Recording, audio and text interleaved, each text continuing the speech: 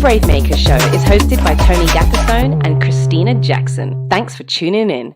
It's showtime. Oh, what's up, everybody? It's showtime. My name is Tony Gapperstone. I'm a filmmaker and actor in Redwood City, California. My pronouns are he, him, his, and I'm a Caucasian guy with brown hair wearing some clear glasses in my very colorful studio with the words Brave Maker behind me. And I can be found on the socials, TonyGap.com or at Tony Gapperstone everywhere. And I love every week being able to have conversations with my friend, my collaborator, and fellow co-host, Christina Ray Jackson. Welcome, Christina. Thank you so much, Tony. Hello, everyone. I'm Christina Ray Jackson. You could find me on the socials, also at Christina Ray Jackson or ChristinaJackson.com. And I'm an African-American woman rocking the Captain America cosplay today with some wild brown curly hair. I'm in my Dublin, California studio. I've got a faux plant art wall going on behind me with some pink butterflies.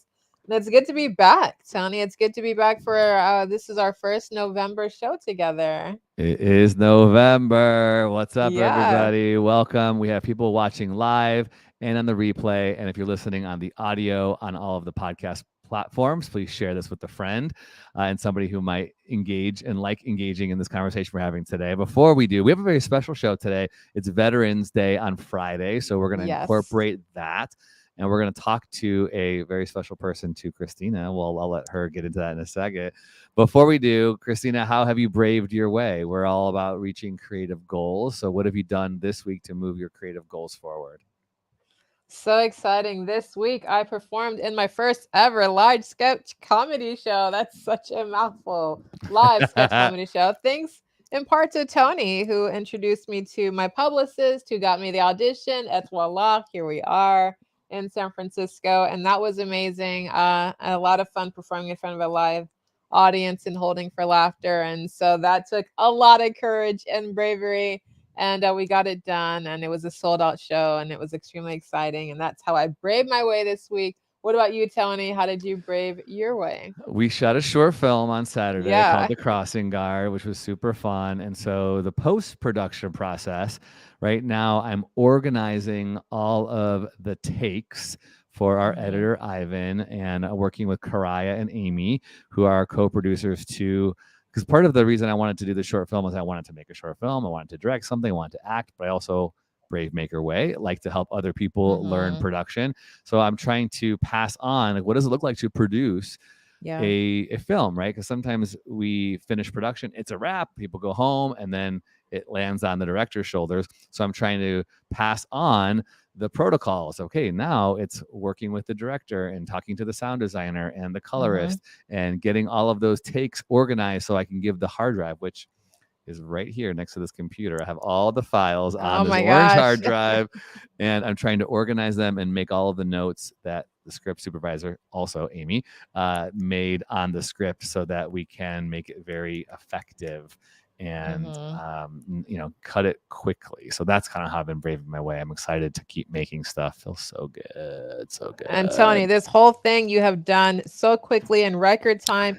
You wrote the script, you shot it, and what are we talking? Like, oh my gosh, 2 months. Yeah, I started volunteering as a crossing guard at my kids' school. Got the idea in September, wrote it in October, shot it in November. Let's see if we can get it done by February. Yeah, we'll see. Let's shoot for that. Yeah. So my encouragement to you all, brave your way. Stop making Mhm. excuses of why you're not doing your film. Write it, get it That's out right. there. I didn't even have the money to make this all happen. People volunteered their time. I just had to feed them. It was great. And I put it on the schedule, and the schedule came, and boom, we made it happen. So that is Yeah. I'm gonna write a blog about this too. Why I think You we wait should. so long, you Yeah. know, and how we can 'Cause- overcome. Yeah. As a filmmaker, we make so many excuses and let so many obstacles get in the way, but you just did it and it's done. And I'm super inspired by that. You and I have screenplays still sitting on the back burner waiting to come to life. And I have had plenty of excuses. Pool So party, I love pool this. party, pool I party. It's called hear it. Pool I hear Party. you. It's called Pool Pool party is Party. coming. We're gonna We will make bring it. it to life 2023. Okay, you I'm heard it saying here it first, now. people. Yeah, All that's right. right. Let's hear a little introduction. Who do we have on the show today? Oh, we have such a precious, special show. We will be talking about a very sensitive yet very important topic, and we have none other than my baby cousin, Keith, here to join us. Keith Enty, welcome to the show. Hi, everybody. How are you? What's up? We're great. How are you Keith. doing today? Doing well. I'm doing well. Keith, welcome to episode 170. Why don't you introduce everybody to who you are, give a visual description, tell us your pronouns, and where you are videoing in today. Oh, my name is Keith Enty. I'm him. I am a chocolate brown man. I have on the pastel black shirt, and I am not in the bathroom for some reason. This is actually my man cave, and these are the leftover curtains that I got from my man cave. So that's what we got going here.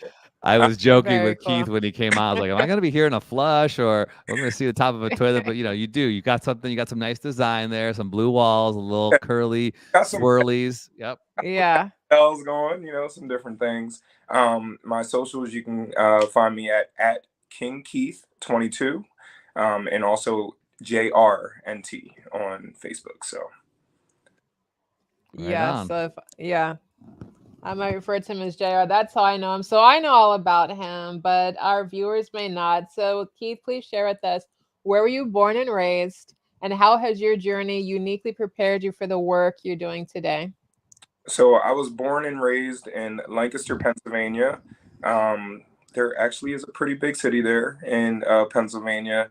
I always knew I would be in the military. For some reason, I always knew I was going to be in the military. And I actually got a chance to serve in the United States Air Force for 6 years. I was then medically retired, and since I have been living in Virginia Beach, which is absolutely beautiful. And I have been a work and family life consultant for a contracting company. It's a government contract for the U.S. Navy. So I feel like wholeheartedly, just my experience in the military alone has really prepared me for the job that I do now. I firsthand used the resources that I now provide to people. So, I take it very personal. And I've seen a lot of my friends, go through things personally, family wise, just with the career. So it was just kind of easy to roll right into the role. And I did know that I wanted to help people no matter what I did my military career. So Keith, as I'm listening to you talk, I have the Top Gun music playing in my head. Yeah. And I was telling Christine, like, one of the reasons, you're probably the first person we've had in this space on the show. We usually talk to actors or screenwriters or directors or filmmakers, which you're not, but we think the work that you're doing is going to contribute to filmmakers, actors, and writers, especially for Bravemaker, as we seek to tell brave stories. In fact, some of our interns are watching in the room next door. They're going to be starting and embarking on a new project, a documentary series about American veterans living in Redwood City, California. And so one of the questions I have for you is, and I hope this is a resource for filmmakers, is what are you learning? What do you know about the military service personnel and their stories, the way they have been impacted doing their work, that filmmakers need to be aware of as we tell their stories? Like Top Gun made $1 billion. People are talking about how it's going to be Oscar nominated. What can we learn? What can you share about the ways we tell these stories, the things that we should leave off the screen even, and things that we should make sure we put on the screen? And then it's a multi-layered question here. Things that we need to not be asking of our subjects that we do documentaries so that we're not re-traumatizing them potentially. So jump off in this discussion however you'd like, but we really want to learn about how we can tell better stories about military personnel. Yeah. So it's funny you even mentioned top. I hear the jets swirling around the house. We're in the flight path of the flight line from the base.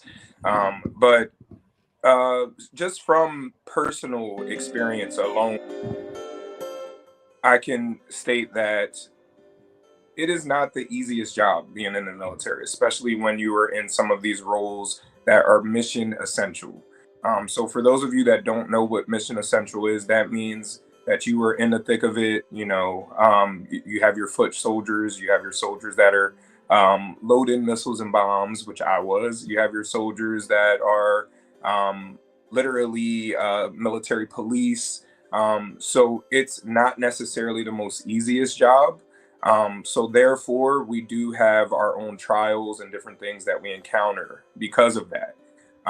Now, with that being said, we do try our best to weather the storm. There is support groups as the job that I have, Fleet and Family Support Center, specifically for the Air Force, the Airman Family Readiness Center, that can help aid with these things.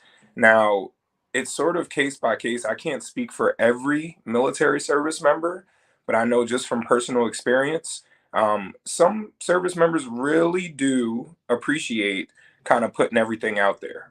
They appreciate putting it all out there. It's kind of like a way for them to vent when they're able to speak with someone and be transparent about their experiences, whether it's with, losing fellow service members, by any way. But on the flip side of that, there are some who would rather keep them things to themselves. So I think just, moving forward, it would be really important just to know, they always say, know your room. Know your room, know exactly what you're dealing with, because you don't want to re-traumatize. But at the same time, and this is from recent experience, I have, I loved how you guys started when you said, how are you brave? Where did you show yourself being brave this week? I just finished my third anger management class that I did for active duty military members. So this literally made me think of, something that I did brave. It was my first time doing the class. And the stories that we're hearing in there are just, I've heard anything from a young lady who felt comfortable enough to share that she had attempted to commit suicide, to a gentleman that shared that he just wants to be a better father to his kids, and doesn't want to be that militant father. And then we have another young lady who literally said she doesn't come off as an angry person, but she and holds a lot of things in. So, it's all different walks of life. And that's what we try to stress to them, that it's okay to feel. Yeah. Okay to be sad. It's okay to be angry. It's okay to be frustrated. But we want the service members to address those feelings before they get to that peak of whatever it is. So I think just, knowing that, and knowing the room, and especially just being delicate with them, because we're delicate, even though we're tough guys and girls, and we do the jobs that we do, we still have that soft spot, like all of us humans do, where we need to care. So definitely. Congratulations. I love that you're talking about the anger management. Tony and I have come together on several artistic projects, and the topic today is about suicide awareness and prevention, and how to have these conversations within military families and non-military families. And I think one of the things that really comes up is the anger and the emotions that come from behind, getting to a place where, me personally, I've experienced thoughts of suicide, and Tony and I, both of our lives have been touched by suicide. And we rarely talk about the anger and the rage that comes behind that. We mostly think about the sadness and the grief, but there is a lot of anger and emotions that come from, having these thoughts and getting to the decision where you want to take your life, and you get to a place that's very dark. So I love that you're talking about that. I definitely want to encourage myself and others. I've thought about taking anger management, and I think, if you could talk a little bit more about what you learned from that, and if you think it's something, that others could, benefit from, how you benefited from that, I think that would be really helpful. Like, what was the main takeaway, and what brought anger management to the forefront of your mind in the work that you're doing? Because I don't think that it's necessarily obvious that the two go together. Yeah. So one thing, like I think I kind of mentioned earlier, is it's hard for especially service members, especially men, to say that they have a problem, say that there's an issue, say that they're sad or depressed about something, especially when expected to be the head of the household, or expected to be that strong-willed person, and be that person that others can depend on. So we have seen an influx of service members wanting and volunteering themselves for anger management versus being volunteer. And personally, for myself, I know there's just always things that I want to work on for myself. I always tell everyone in my class, which I think helps them come forth more, that I'm by no means perfect. I am not perfect at all. I have my struggles. I hear most of my downfalls from my wife when she lets me know exactly what I'm not doing, or what hey, babe, you could be a little more of this or a little more of that. So that's the point of these classes, is to kind of get you thinking, have you more cognitive of these thoughts, these feelings, these things, so you can stop it where it's at, stop it in tracks, realize that you're feeling this way, maybe address where it started, because it might have came from childhood trauma, it might have came from your job while you were in the military, it might have came from your job prior to the military, or maybe just from your upbringing altogether. So it has been really beneficial for that, and we have gotten great feedback, especially from the active duty service members, on them being in this class and able to share their stories with people that they don't know, which you would think is strange. You would think that's strange that somebody would feel more comfortable sharing all of this personal information with someone they have no ties to, but they feel less judgment, and they're also piggybacking off of others' experiences. So it's just it's almost like we form this sort of pact or family by doing this, where we all know we got each other's back. We're all going through these different struggles, and these are the different ways that we have to start thinking so we can have a better outcome. Because we always go over the ABCs. So the A is the actual problem itself. The B, the way that you think about it or the way that you react. And then the C is the consequence of that. So you have the A, the B, and the C.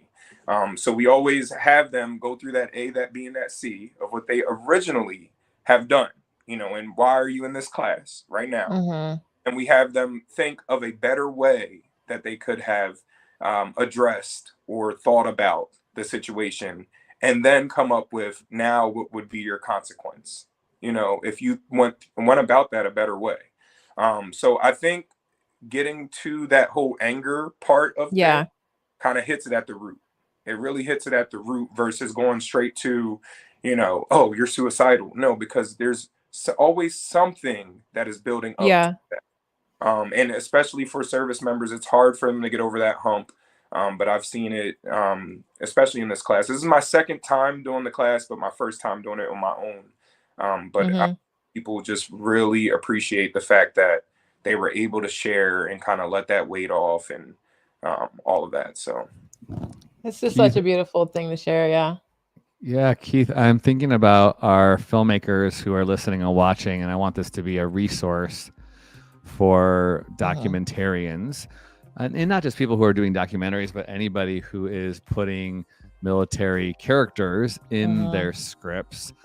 There's a lot of maybe cliche or stereotypes, right, that we have seen, and I'll admit, just coming off of election day yesterday here in our country, sometimes when I think about the word patriots, when I think about the word nationalism, sometimes that could create some negative stereotypes in people who might maybe put the idea of serving country in a category or in a position that sometimes is negative to recognizing indigenous people in our country, or maybe it's kind of one-sided when it comes to politics. I don't know. I have a lot of just feelings, if I'm honest, like biases about what I think people who serve in the military might think. And so I'm curious if you could speak to that. Like, how could we as filmmakers address those issues, whether it's, I know you're not a filmmaker or a screenwriter in this sense, but when we write characters, what things should we be avoiding? What things should we include in these characters? Yeah. Obviously, veterans aren't monoliths, right? They're nuanced, they're different. And what kind of questions could we be asking our subjects when we do our documentaries? I'm curious to know your thoughts around all that stuff. Yes. So I am a firm believer in the real. Like, I love realness. And especially, you can feel realness through a film. My wife's a photographer. You can feel the realness through a picture, through art, whatever it may be. You can feel the realness. So I think being real and uncut would be you getting a group of veterans, maybe all from different walks of life, maybe all different ethnicities, different genders, different backgrounds, and asking them, just their opinion on things, or how they're feeling in life, or what they've been through. And I don't think it needs to necessarily always be pulled from their military experience. I think it can also be from some of their experiences just in life prior to the military, because there's a lot of people that join the military for a reason, and we always stress that sometimes they may have wanted to get away from it. Sometimes they literally wanted something better for themselves. So I feel like if you get that more well-rounded picture, then you'll be able to really touch people through the film, because it will be real and uncut. Like, that's the best way to describe it. I'm trying to think of what else.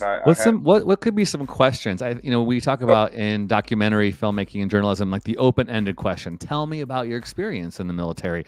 Tell me what you learned. Tell me what you wish other people knew. Like, that's a great question. What do you wish other people knew about your experience? But what could be some other questions that our interns who are getting ready to embark on this documentary series, what could they do? What could they ask? So maybe also, what are some adversities that you dealt with while being in the military? That it is a huge, when I say huge culture shock being in the military. Also, what was your experience with your supervision or your higher ups while in the military? Oh, wow. That as a huge, sometimes I've heard very positive, but not gonna lie, most times you hear negative. So that's why also with where I work, we try to get straight to some of the supervision and the higher ups, because they have a lot more influence than they think. And it can be negative, it can be positive, but it really does kind of trickle down throughout the commands. Also, what is your family life like? How has the military affected your family life? Some have a very positive experience, others may not. I know one of my close friends, we were deployed, my first deployment in Jordan, and he missed the birth of his first son. So that was heavy for him. He was a full-time, there for his wife the whole pregnancy, and was not able to see his son born. Me, in my case, I left, my daughter was 6 months. I came back, my daughter was a year old.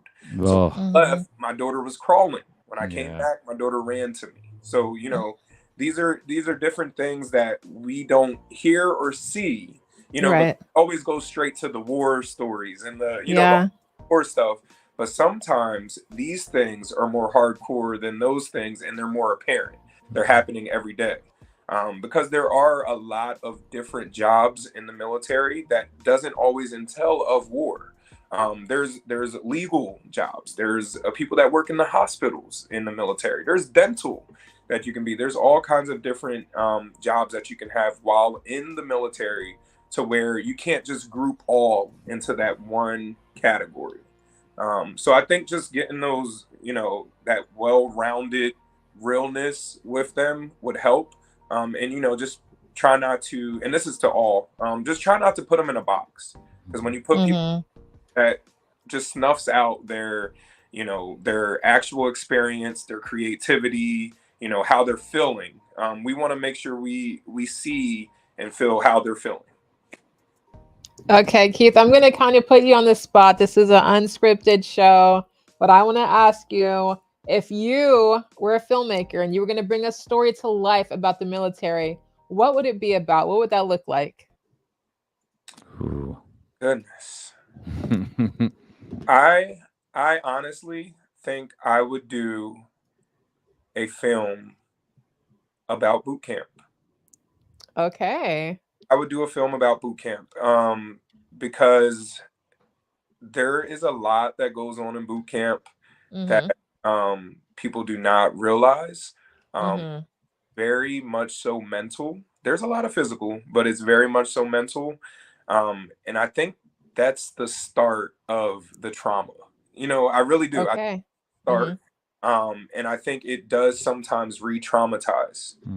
So you always expect to hear, like, you got to have tough skin and you got to weather the storm and all of those things. But some people aren't built for that. And we can't expect others to react or handle things like we would necessarily. So I think the ins and out of that, and maybe like a few different stories within that, you have the gentleman, the guy that's from, the hard knock streets in the city. And then you have the girl that's from the suburbs. And then you have like the transgender person that's from a small town, or, what I mean? All different walks, but all embodied in that film, just to kind of show that side that people don't normally get to see. I would do that. That's good, Very cool. Keith. Yeah. So I saw on your Instagram, and we know that you do a lot of prevention, suicide prevention, and this is something that's, as Christina said, is near to our heart. And I think there's a statistic about the amount of suicides for people who are veterans. Is it something like 22 every 22 minutes, something like that a veteran takes their life, dies by suicide? It's heartbreaking, the trauma that one endures. And so as we venture into this space of telling stories about veterans, what are some things we should be tackling? Some of the again, without re-traumatizing people, but how do we enter into these conversations? Because it's not like I want to ask, hey, have you ever thought about taking your life? And we're really trying to because there's so much stigma around suicide. Even our language, we're trying to use die by suicide or attempt to take one's life, things like that. What's been your work in this space? What could you teach us, so that when we go into these interviews, we can tread lightly and sensitively, knowing that I'm sure many of these veterans will have lost someone to suicide in this way. What can you tell us about this? Yes. So just to start, one of the toughest things for me was to do this training, because I lost a very close friend of mine in college to suicide. And it was very much so unexpected. When I say this guy was probably one of the most popular dudes in college, his girlfriend was pregnant at the time, no signs. So it was really shocking to us, all of us in our friend circle, because we almost felt like, were we so blinded by partying and having fun that we never got to ask him those questions that mattered. We didn't actually see how he was feeling or how he was hurting. So that was a drawback for me, but I had a supervisor of mine that told me, the way you are, the way you engage people, I feel like you could help prevent somebody and also help people actually realize those signs and see them in others. So I had to my mom always said, put your big girl panties on. You had to just toughen it up and do what I had to do. But the military is all about their acronyms. Everything's an acronym. So give us more of those. We need those. We'll feel good about ourselves if we know these. Yeah. So the main acronym that we use when doing suicide prevention is ACT, A-C-T, which is ironic that we're on the Brave Makers show right now. Yeah. And it is A stands for ask, C stands for care, and T stands for treat. So it's ask, care, treat. So just like you said earlier, I heard you say, I don't want to just ask them, are you suicidal? We stress that it is okay to flat out ask, are you suicidal? Wow. Okay. That's the problem, that people are tiptoeing around Interesting. And then they're getting that tiptoe around answer. So every time we do training, and I always, it's really strange to get laughs while you're doing suicide prevention, but you got to lighten it up somehow. So don't go up to them, a random person that you never talked to, like, hey, you committing suicide. It's not that type of deal. But amongst the conversation, if you're already engaging with this person, or, of them or know them enough to have that conversation with them, and you see some of those signs, flat out ask, are you thinking about committing suicide? Or do you have the means to do harming yourself? Yeah, I because like that language. How can you answer that? What is the only way to answer that is literally the flat out way that I asked it. I had a gentleman who was really high up. He was actually like a 04, which is an officer in the Navy, that said one of the issues he's seen that he would like for us to embrace more on is the fact that there's people not showing signs. That's the problem. People are not showing signs and then, committing the act. Right. So, and then we try to stay away too from saying successfully committing the act. We don't want to put success with that because it's giving it power. We don't successfully committed. We just say committing the act or attempted the act. So, but with the ask, we flat out tell the service members, ask them, are you thinking about committing suicide? Do you have the means to do so? All right. And then with care, I always tell them, you yourself, because we're all first responders, you yourself can be a part of the care. So the way that you can be a part of the care is actually, after asking them flat out, asking those questions and actively listening. That's the problem. A lot of people nowadays, we're so caught up in our phones and our lives and whatever. We're not paying attention. We're not paying attention. We're not actively listening to people. So when you're not actively listening, you're shutting that person out.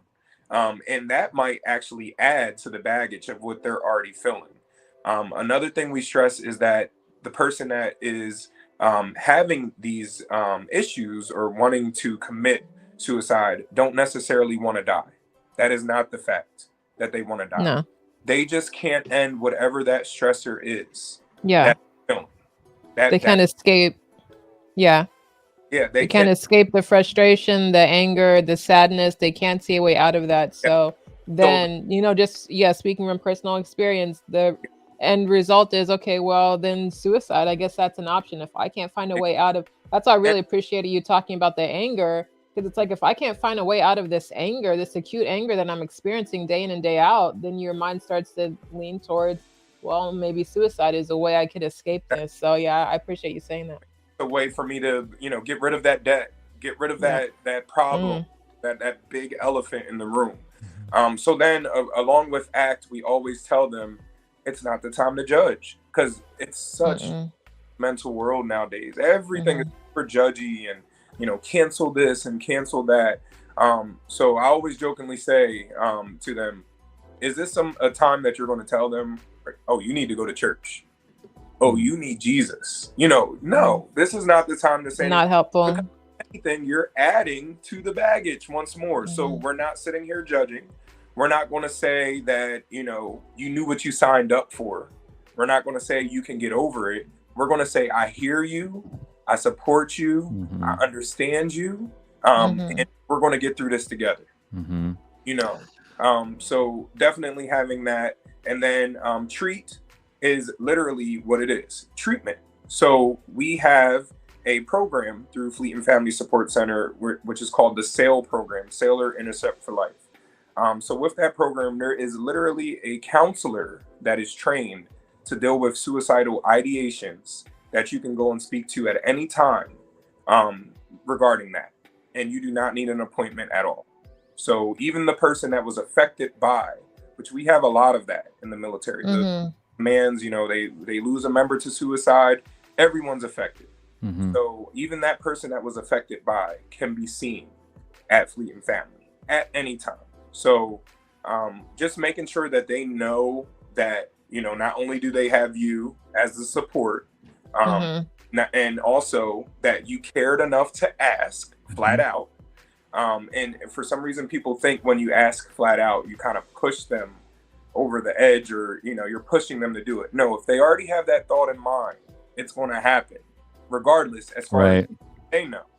If anything, you may jolt something in their mind to where they're like, wait, I'm hearing this. This is serious. Or, you know, to ask this. Or they may think about their family or someone who loves them, or they do matter, and all of those different things. So it's just a more so of a conversation than a training, because I don't like doing the death by PowerPoint. A lot of people at my job don't do that whole death by PowerPoint thing. In military, we don't receive that well. We don't. So just really making sure they know that ask, care, treat. As far as the first responders, it has helped a lot.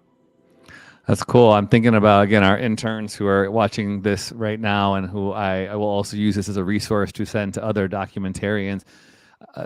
The questions, usually someone who wants to tell a documentary, who's sitting with a subject or sitting with a person who's trying to humanize that story, really cares about that person, cares about what they've gone through, is asking questions, and that helps people feel seen. Like, we want people to feel seen. But I also think sometimes documentarians get in above their head because they don't have the follow-up, like, oh my gosh, what do I do if I hear somebody who wants to harm themselves? And so I want to prepare our team to be able to have these resources, to ask these good questions. Thank you. And I lost my grandmother to suicide. And in my therapy and counseling, the word commit was really triggering for me, because it communicated sort of like this vilification of my grandmother. So the idea of using language like died by suicide, or ideating suicide, or thinking about harming yourself, has helped me to engage in these conversations better. Because when someone dies by suicide, and then all of a sudden they talk about it in the same way we talk about committing a crime after they have died, it has become so, I know for me, destructive in the way that I would think about my grandmother. And the other thing that really was helpful to me too, you kind of pointed out this, both of you, and I appreciate this, is that someone who's thinking about these things is not selfish. They're just hopeless. They feel a sense of hopelessness, that they want to attempt to get rid of this pain, and they don't know how to do it. And that has really helped me. And I think any one of us can learn to forgive somebody who has left us in this way, by understanding a little bit more in this compassionate way that you're talking about, that people don't do it because they're selfish and they don't care about anybody else, that they're just so focused on this pain, and it's so loud. So gosh, we have so much to learn in this way, Keith. So thank you. If you have resources, how can people find you and connect with you and learn more about the work that you're doing? So you can all actually go to Navy Life MA. That is actually for active duty members, reservists, military families. Basically, if you have access to on base, you can utilize these services. I also, if you're not affiliated with the military, I do not mind coming speaking anywhere, especially with some of the filmmakers. If you guys want the nitty gritty, the real deal, I think that's really important to have that, especially through film, because you reach so many. That platform. Yes. But yes, Navy Life MA. like I said, my socials at King Keith 22. And I just wanted to reiterate on how you said the follow-up. It's so important to remember the follow-up. For some reason, people think once they get this treatment, once they, speak with them and they actively listen, that, it goes away. Oh, they're fine now. But we gotta make sure that by any means we do not leave them alone, and by any means we follow up. It's so important to follow up, because that follow through is what's going to continue them on that journey of healing. And that's what we want at the end of the day. We want people to heal. We don't want it to be a temporary fix. We don't want a band-aid. We want them to heal, and we want them to want to heal for themselves. It's so, thank you. That's good. Want to want. Yeah, to it's really good. All right, Keith, episode 170. Thank you so much. Filmmakers, utilize this. There's so many things we can do as we write our fictional stories, our stories based on true life, and as we seek to ask questions of the humans that are on the other side of our camera. Remember, they are all going through their own stories, and however best we can do. I like that ACT. That's really a great acronym. So thank you so much, Keith. But don't go away. We want you to tell us your favorite things for our lightning round. Brave faves. TV shows, films, books, songs, technology, clothing, podcast, food, and more. These are a few of our favorite people, places, and things. Brave faves. I've got 2 brave faves this Wednesday. The first is a film out this Thanksgiving weekend. Devotion, directed by J.D. Dillard, is about elite fighter pilots Jesse Brown and Tom Hudner, who became the U.S. Navy's most celebrated wingman during the Korean War. It's out November 23rd, and it's got one of my favorite actors right now, Jonathan Majors, who's going to be in this film, and I'm super excited to see this. I got to see the trailer in theaters, and it looks like it's going to be amazing. And my second brave fave, I'm on day 124, alcohol-free, and that has not been an easy task with all the parties and holidays, celebrations, getting together with friends and family. But something that has made it a little bit easier is this tequila from Ritual Zero Proof. So definitely check this out if you're on your own sobriety journey and you want to try an alternative. I will say that Ritual Zero Proof has some pretty good tequilas and whiskeys, so you can at least, feel like you're part of the crowd and not feel like you're left out too much. And they taste pretty good. So those are my brave faves. And what about you, Tony? Ritual Zero, you can be a sponsor of the Brave Maker podcast. I know, we're not welcome getting paid. that. My brave fave is a book. It's called My First Movie, and it's 20 interviews with directors like the Coen brothers, Guillermo del Toro, James Mangold. It's really cool. I love interviews and I love hearing about people's processes. So you get the book, encourage you watch the movie and then read the particular chapter by the filmmaker. So My First Movie, check it out on Amazon. It's a great book. And if you want to be a filmmaker, you'll be super inspired. Keith, what about you? I'm actually going to kick it pretty old school with a film, The War, with Kevin Costner. So this film was actually released in 1995, but it works hand in hand with what we're speaking on today. That comes back from the war, not necessarily the same, covers suicide, covers PTSD, racism in the South, a little bit of everything, but just one of those feel-good films. You know how it was in the 90s. We had all those feel-good films. Yeah. So definitely, that's my brave fave. Right on. Awesome. Keith Enty, thanks so much for being with us today. Do not go away. We're not done with you yet, but those of you who are watching live or on the replay, we always say thank you so much for being a part of the Brave Maker community. We're a nonprofit, and we got 2 more monthly givers from our Halloween party. So we're up to 28 people every month who help us and financially contribute. Do you know that this very service that we use every month costs us money? Our editing software, our gear, the rent of our space, all of these things are expenses that you help us as a nonprofit charity to fund. So if you'd like to become a donor, please go to your phone and text the word Brave Maker to 44321. Just write into your text app 44321. Text the word Brave Maker, and you can become a monthly giver. $5, $100. It helps us no matter what. Do this work. You can also support us on Amazon Prime by using smile.amazon.com for all of your shopping needs, and choose Brave Maker as your selected nonprofit. Y'all, we are so grateful for all of the work that you allow us to do. We have acting classes that are starting in January. We have a huge screening, premiere screening, speaking of meaningful stories about recovery and creativity. It is called Clean Slate, and it is happening at Kenyatta College on November 30th. It's a Wednesday night. You go to bravemaker.com to get your tickets. They're $15, and you'll get to meet the filmmaker. We're really excited about November 30th, so check that out. Christina, what's up next?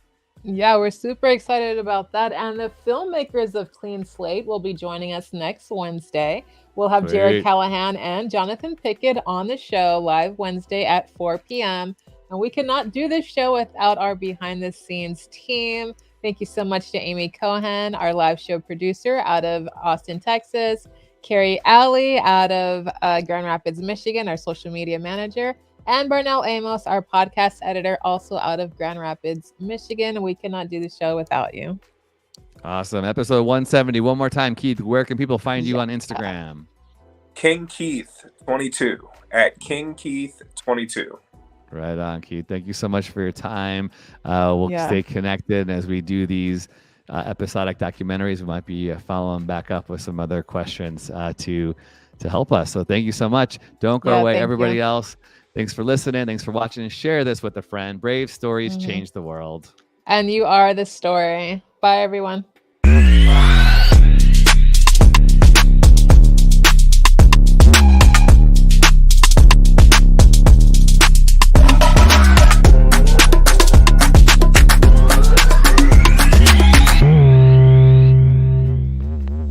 Follow us on Instagram, Twitter, YouTube, and Facebook at bravemaker.org. Like, subscribe, and share. To become a monthly donor, text the word BraveMaker to 44321 or go to bravemaker.com/donate. Thanks for tuning in.